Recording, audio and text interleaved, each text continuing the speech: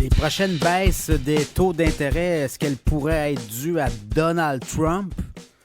C'est du moins ce qu'il a laissé entendre cette semaine à Davos et il le répète là, depuis qu'il est arrivé à la Maison-Blanche le 20 janvier, donc lundi dernier.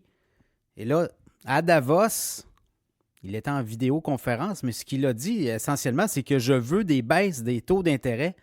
Je veux que la Fed baisse ses taux aux États-Unis, mais je veux aussi que les banquiers centraux des autres pays suivent la Fed et nous suivent là-dessus. Évidemment, la Fed, ce n'est pas la banque centrale qui a le plus baissé ses taux directeurs en 2024. Au Canada, on a eu 5 baisses de taux depuis le mois de juin et on devrait en avoir d'autres. Par contre, ce que Donald Trump laisse entendre, c'est qu'il va falloir baisser les taux d'intérêt partout sur la planète pour que justement les consommateurs puissent retrouver un certain pouvoir d'achat. Alors, ça va être intéressant le bras de fer qui se dessine puisque le grand patron de la Fed, Jerome Powell, l'a dit encore récemment, je n'ai pas l'intention de baisser les taux d'intérêt pour satisfaire l'occupant de la Maison-Blanche. Et en ce sens, il a même dit, s'il faut me démettre de mes fonctions, je ne démissionnerai pas, on me démissionnera. C'est un peu ça l'essentiel de son propos. Donc, vraiment, là, je pense qu'on aura un bras de fer, d'autant plus que Trump, avec les tarifs et surtout, si vous regardez un peu la situation économique des Américains, elle va bien. La productivité par habitant est en forte hausse. On regarde la productivité aussi, le PIB. On parle d'une croissance de 3 % par trimestre là, au dernier trimestre, autour d'eux. Là. Et quand vous regardez aussi l'inflation, bien, l'inflation remonte. Hein. On était à 2,4 au mois de septembre, 2,7 en novembre, mais là 2,9 en décembre. Tout ça pour vous dire que Trump, avec aussi les tarifs qu'il veut introduire pour les gens qui vont venir vendre des produits aux Américains, bien, il l'a dit clairement. Venez vous établir aux États-Unis, venez construire des usines sur le territoire américain, sinon vous allez avoir des tarifs. Et c'est un peu ça le message aux exportateurs, notamment canadiens, aux exportateurs mexicains, également les exportateurs de partout dans le monde.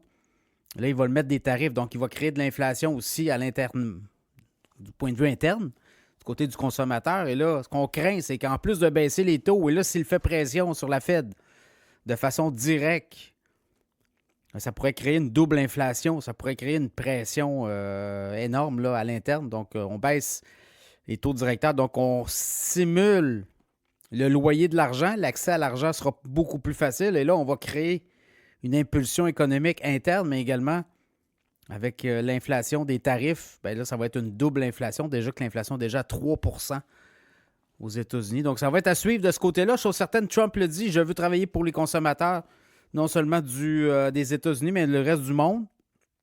Donc, si votre hypothèque baisse un jour, ça pourrait être dû à Donald Trump. On va le voir. Au Canada, il y a des baisses de taux à venir. On parle de 4 à 5 baisses pour l'année 2025. L'économie canadienne ne va pas bien. Et l'autre chose, on devra baisser les taux puisqu'on les a montés beaucoup et on les a gelés pendant un certain temps. Et ça a été très dommageable pour l'économie. Donc, est-ce qu'on a attendu trop longtemps? On pourrait tomber en récession aussi avec toute l'histoire des tarifs de Donald Trump. Donc, vous voyez comment la situation canadienne est différente. Autre chose, il a fait pression également sur les pays producteurs de pétrole, dont l'Arabie Saoudite. Hein, il a dit, baissez votre prix du pétrole. On veut que le prix de l'essence baisse partout sur la planète.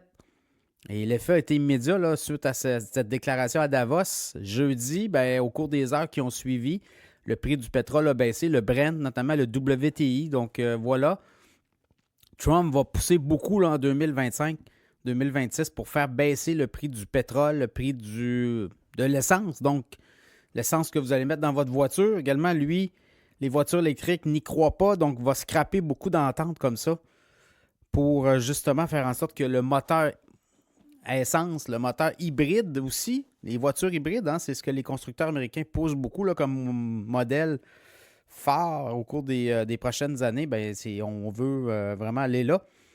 Donc, ça va être intéressant de voir comment Trump va avoir un impact dans notre portefeuille hypothécaire au niveau des hypothèques, mais également au niveau de l'essence. Ça va être à surveiller, mais attendez-vous à ce que, justement, le prix de l'essence au Québec pourrait baisser de façon importante. Est-ce qu'on va le voir? Est-ce qu'on va être capable de le sentir au cours des des prochaines semaines, des prochains mois. Et également, l'hypothèque sera surveillée en 2025. On veut faire pression du côté de l'administration Trump auprès des grandes banques, grandes institutions, et on invite les institutions de partout dans le monde, les grandes banques centrales, à suivre également ce mémo-là, là, baisser les taux d'intérêt, laisser de l'argent dans les poches des consommateurs. Alors, Trump, l'effet Trump dans notre portefeuille en 2025, on pourra mesurer ces effets-là au cours des prochains mois.